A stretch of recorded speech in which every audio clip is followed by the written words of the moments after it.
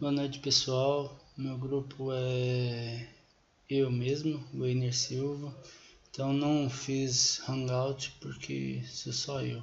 Então vou falar sobre DDD, Domain Drive Design e Microserviços, para a matéria de TAX, técnicas avançadas de desenvolvimento de software, professor Watson Moreira. Então o que seria DDD? Aquele número que coloca antes da ligação interurbana? Não nesse contexto, brincadeirinhas à parte. Mas DDD ficou conhecido depois que Eric Evans publicou o livro com o mesmo título. E ele, nesse livro, ele aproveitou dos seus mais de 20 anos de experiência desenvolvendo software utilizando técnicas de orientação a objeto. Então ele definiu uma metodologia e padrões e boas práticas para você conseguir entregar um software com qualidade, né? Então DDD passou a ser uma metodologia de design de software com foco no domínio da aplicação, então na lógica do negócio. Então o objetivo era orientar a como pensar e agir para desenvolver software com qualidade. Então no livro DDD é uma coleção de práticas e de boas práticas e padrões para se executar e conseguir desenvolver um bom software. Então muitos falaram que foi a volta, né, da orientação a objeto, que a orientação a objeto começou lá antigamente com Smalltalk, só que aí se perdeu e aí depois com o DDD o pessoal falou que seria a volta da orientação a objeto. E Eric Evans fala que orientação a objeto não é só as definições de classe, herança, polimorfismo ou encapsulamento. Isso é muito mais do que isso. Então, orientação a objeto é o alinhamento do código com o negócio. Então, o contato dos desenvolvedores com os especialistas do domínio, que é algo essencial e o que faz é uma das características predominantes do DDD. Então, tanto os desenvolvedores, todo o time de desenvolvimento, quanto os especialistas do negócio, do domínio, eles têm que andar em sintonia. Também favorecer a reutilização, que então dividir em blocos de construções, que eu vou explicar um pouco mais para frente, que é um conceito que vai ajudar a utilizar o código em vários lugares e facilita aproveitar o mesmo conceito de domínio. O mínimo de acoplamento possível, né? Então um modelo bem feito, organizado, as várias partes do sistema elas interagem sem que haja nenhuma dependência, sem que haja muita, né, dependência entre os módulos ou classes dos objetos. E o DDD ele independe de tecnologia, né? Então ele ele quer entender na regra de negócio e como elas vão estar refletidas no código e no domínio. Então a tecnologia usada não é importante, mas a preocupação do DDD é o domínio do negócio. Então o Eric Evans ele ele divide, né, o livro dele em 4 módulos, então para a gente tentar entender como que funciona. E aí,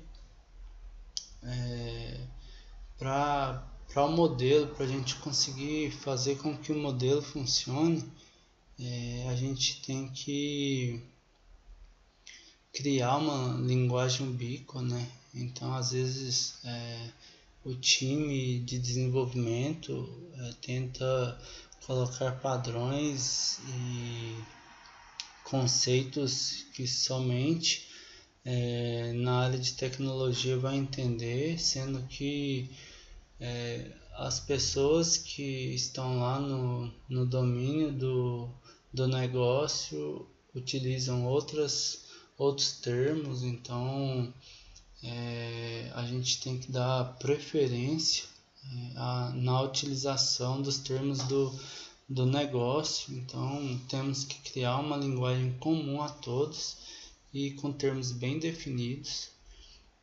Depois que a gente definir, né, essa linguagem, a gente cria um projeto dirigido ao modelo, né? Então o modelo abstrato ele vai representar, a gente vai criar uma representação perfeita do domínio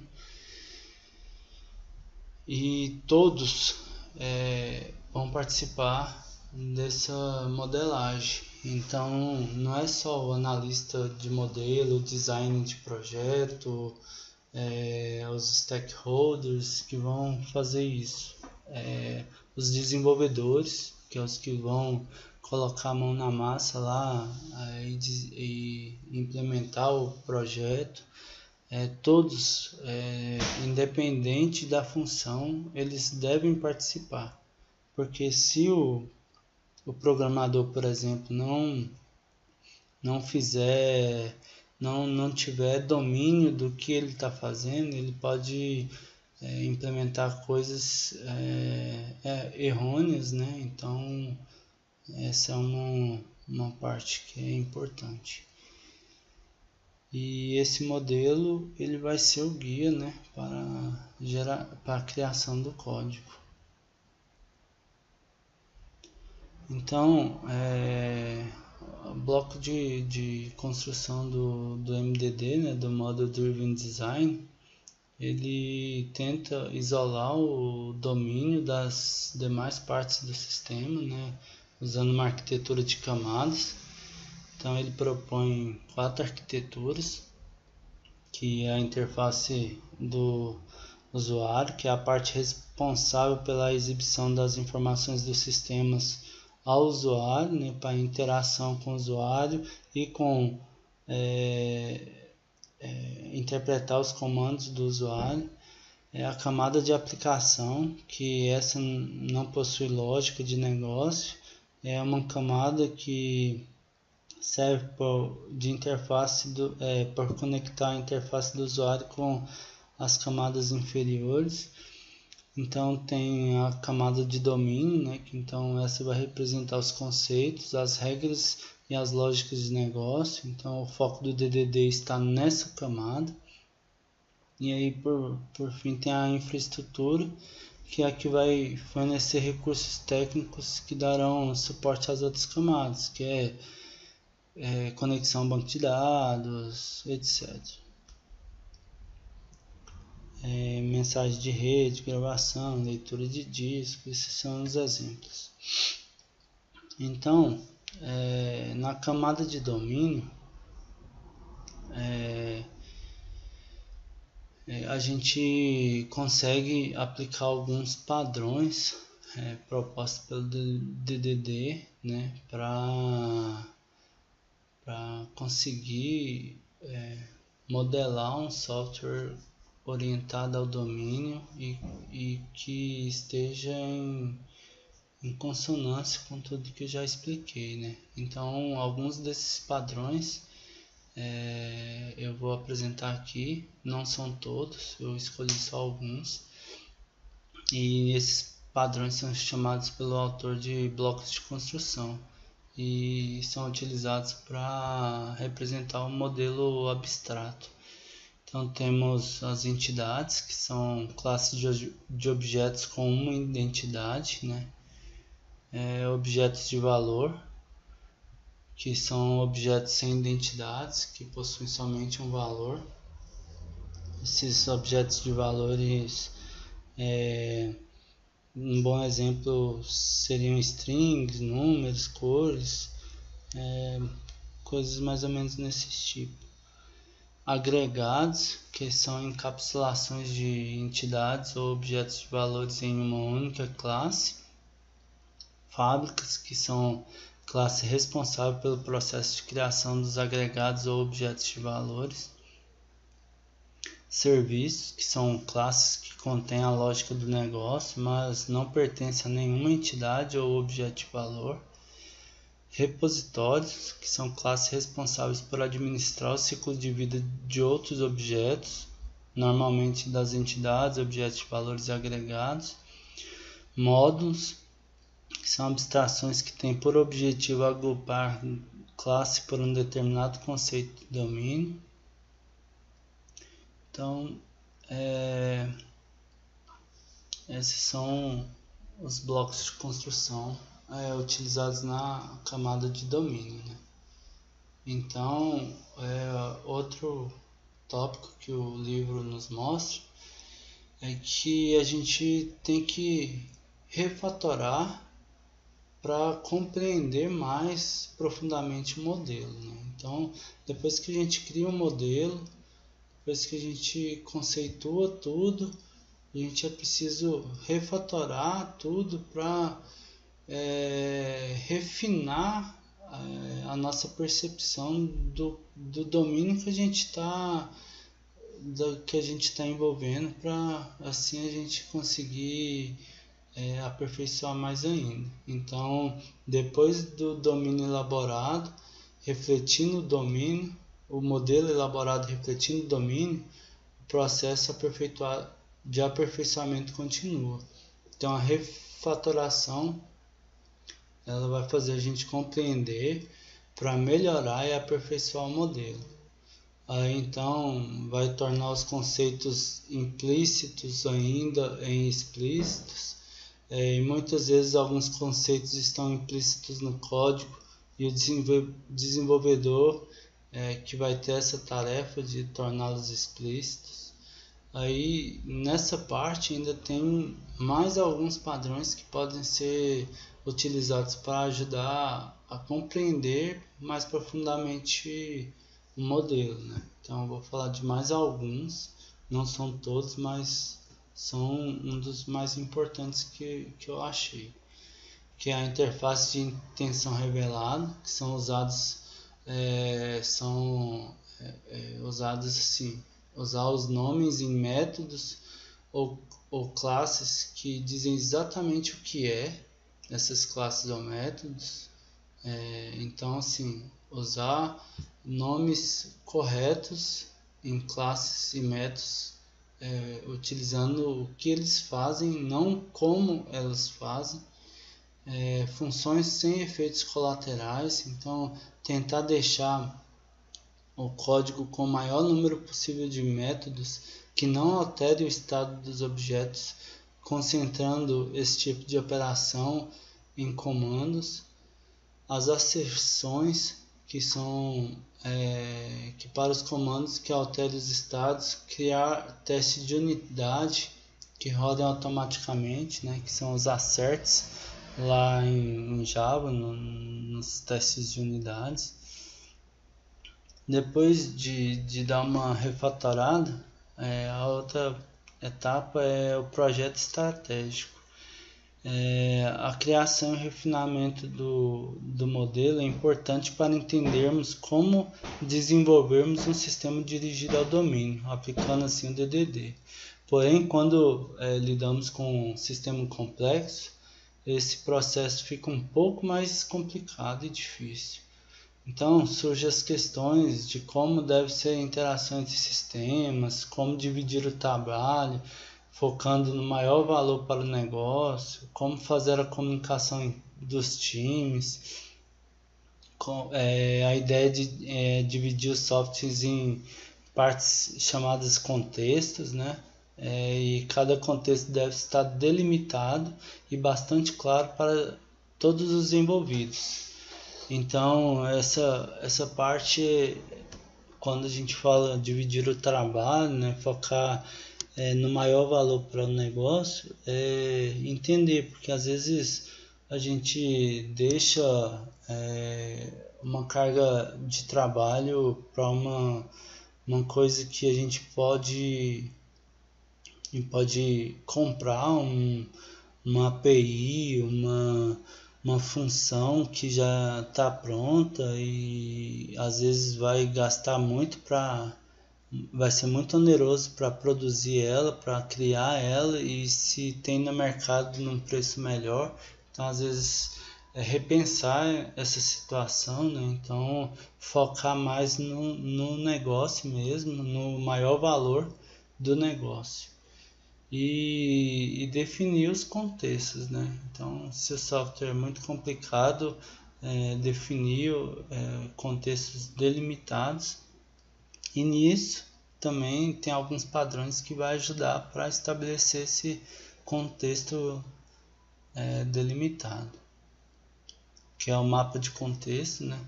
Que é uma forma de documentar claramente os vários contextos que fazem parte do sistema complexo. Produtor-consumidor, que é quando um time fornece insumos a um outro time e esse, por sua vez, tomará decisões com base no que se espera da entrega do outro time.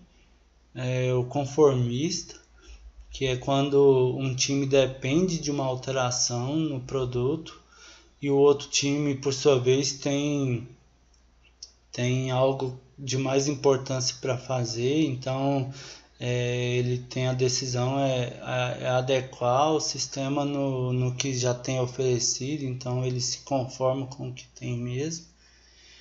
Núcleo compartilhado é quando dois times alteram uma mesma base de código, então claro que tem regras, tem várias definições que são definidas. A camada de anticorrupção, né, que quando em vários lugares se tem sistema legado, né, então quando vem um código muito bagunçado, com interface muito complexa, então às vezes é mais fácil escrever um sistema bem feito e criar uma interface, né, uma camada, uma fachada entre esses dois sistemas, e essa fachada vai adaptar a camada do sistema legado, traduzindo para o sistema novo. Então essa é a chamada camada anticorrupção. Os caminhos separados, que quando o custo de integração é muito grande, os benefícios pequenos, é o que eu tinha falado, né? Então pode-se tomar a decisão em que dois sistemas não dependam um do outro. Às vezes também igual está tentando desenvolver dois sistemas e o mercado oferece um sistema com custo melhor, só que a integração dela é meio complicado, e tipo um sistema de CEP, né, igual a CEP do correio, em vez de desenvolver uma base de CEP, então compra uma que já está pronta, né? Então são caminhos separados.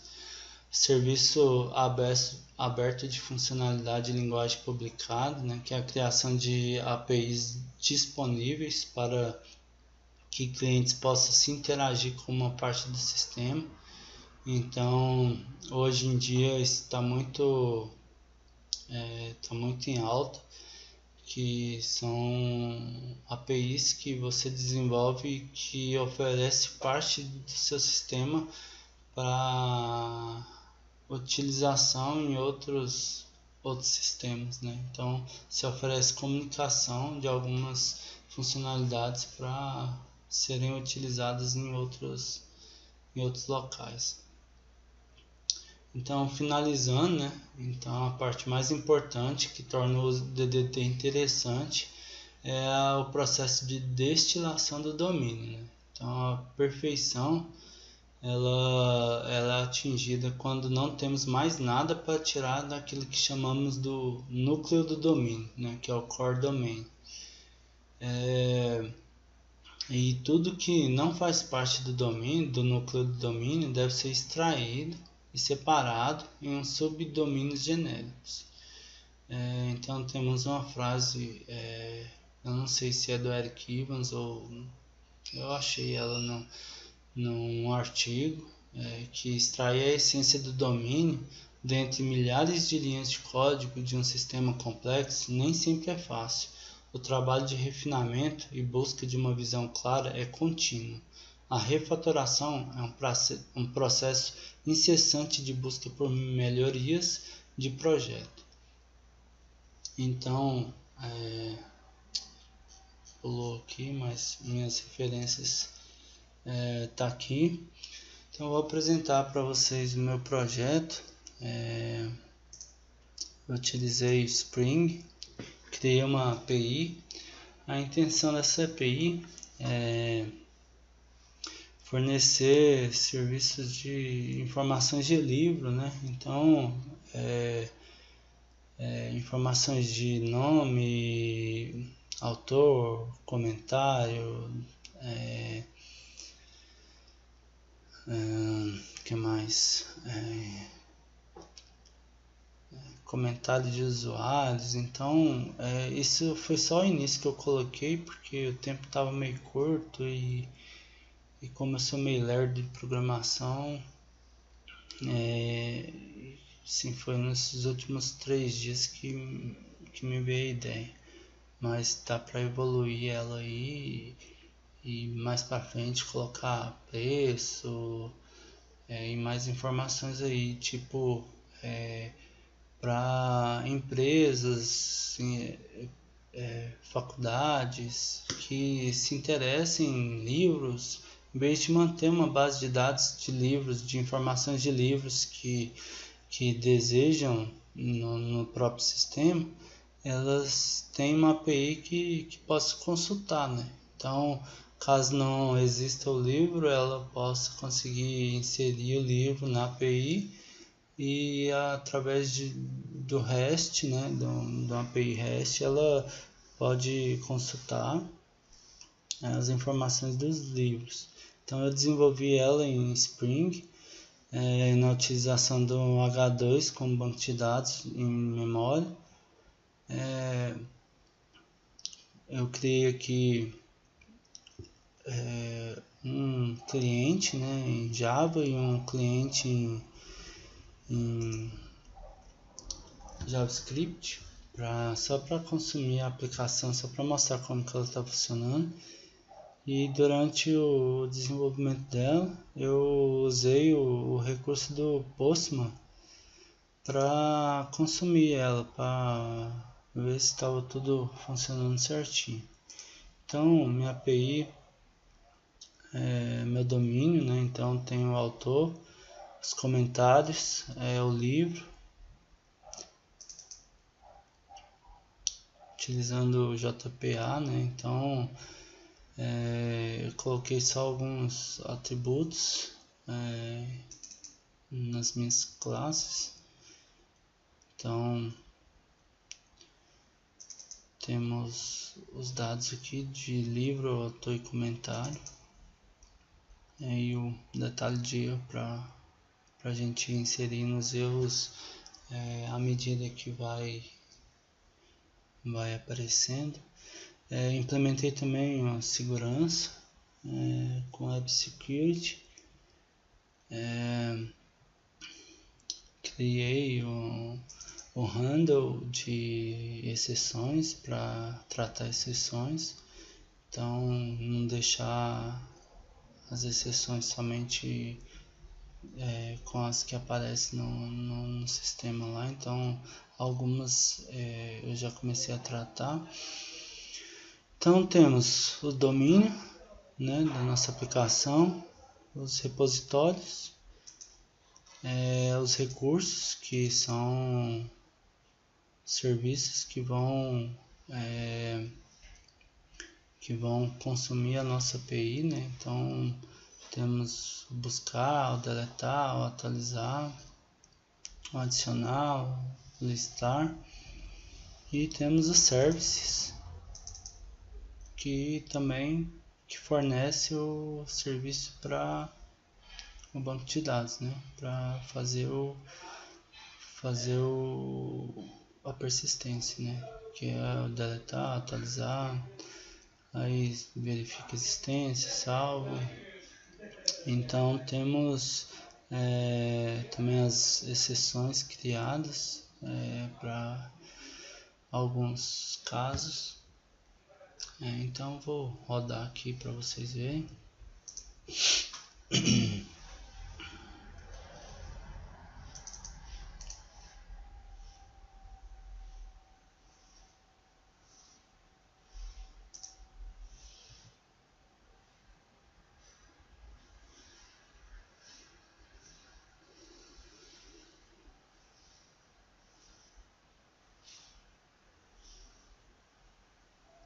Nosso servidor já subiu, então nossa API está rodando, está funcionando. Então eu vou utilizar o Postman para inserir algumas informações, né? Então nossas informações elas são requisitadas através de JSON e também tem a opção de XML. Então vou fazer um post para a gente fazer o post. A gente tem as informações que são obrigatórias, tem usuário e senha que são obrigatórios, né, para poder acessar, e o comando post, né, http post, a gente vai utilizar para fazer o insert lá na nossa API. Então deu um status 201 criado. Aqui vamos inserir mais uns dois aqui.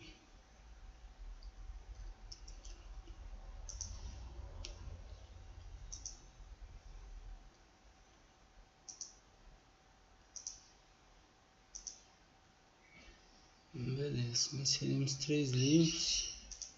Aí para buscarmos os livros, a gente dá um get no diretório livros do nosso servidor, e ele vai nos trazer todos os livros que estão lá salvos. Como a gente está utilizando o H2, que ele é um banco de dados de memória, né? Então toda vez que a gente reinicia o nosso servidor Spring, ele apaga. Então a gente tem que fazer as inserções tudo de novo a cada reinicialização. Então temos nossos livros. Então a gente consegue fazer uma alteração aqui, né? Adicionando o autor, né, nos nossos livros. Quer dizer, aqui nós íamos conseguir, deu um erro, porque não criamos o autor, né? Então vamos criar o autor.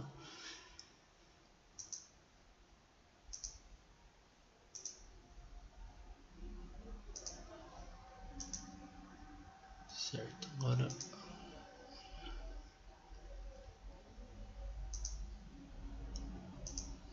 sim a gente consegue.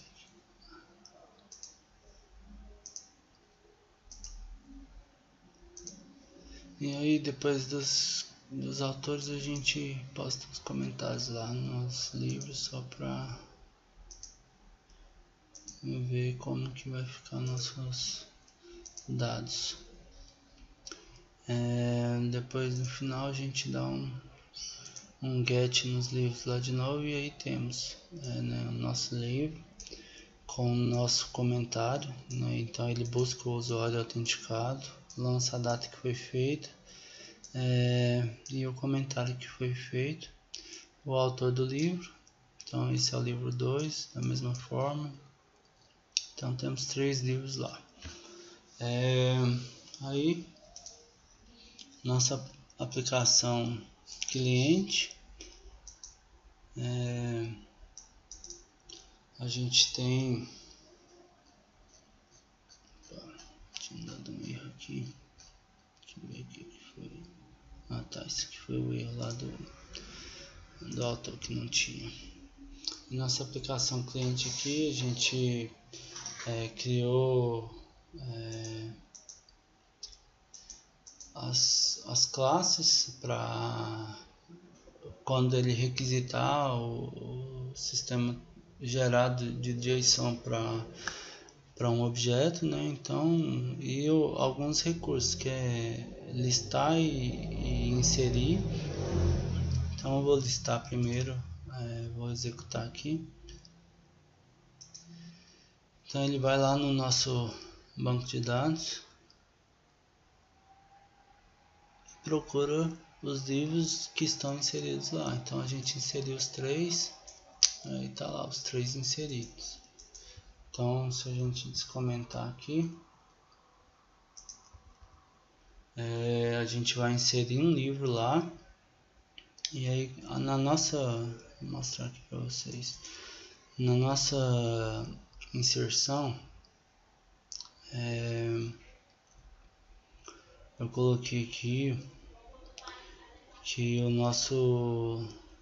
nossa resposta ele vai dar a URL de localização do nosso objeto, né? Então depois que ele executar, ele vai imprimir a URL de localização. E aí depois eu vou buscar esse mesmo objeto que eu imprimi, eu vou buscar ele, tá? E vou trazer o nome dele. Eu vou executar de novo. Então tá aqui os 3 livros que estavam lá. Aí inseri mais um, que é o quarto, tá aqui o quarto, que é implementando o URL de Drive Design. Aí se eu comentar aqui novamente,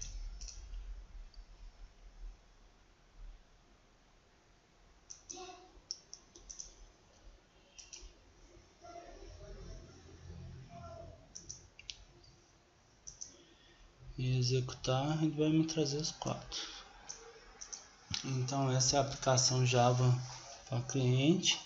Eu tinha criado um JavaScript só para mostrar também que independe de plataforma, dá para a gente consumir nossa API em qualquer ambiente.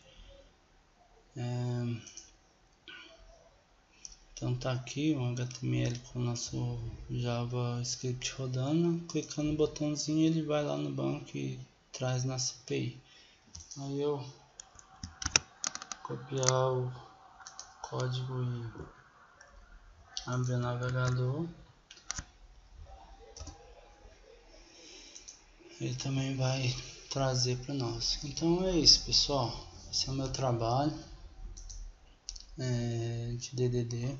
Espero ter esclarecido. Qualquer dúvida postem lá nas informações do meu post. Até mais.